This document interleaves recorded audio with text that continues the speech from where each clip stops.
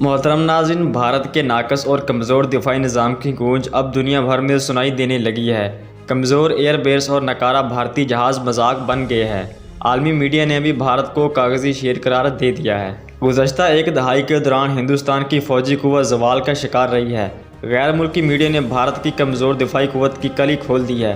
Budget کا بڑا حصہ دفاع پر خرچ کرنے کے باوجود بھارت پر مطلوبہ نتائج حاصل کرنے میں بری طرح ناکام ہے۔ بھارتی فضائیہ اس وقت 42 اسکواڈرون کے ساتھ کام کر رہی ہے، جن میں سے صرف 31 میدان میں آ سکے ہیں۔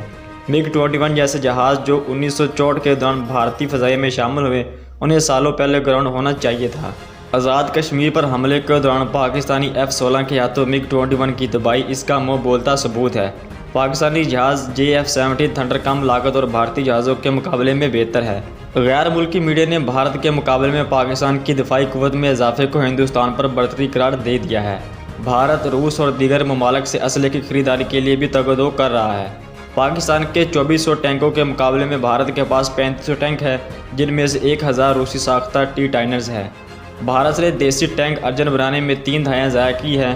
بھارت کا یہ ٹینک زیادہ لاگت، وزن اور مکینیکلی ناکامی کا شکار ہے۔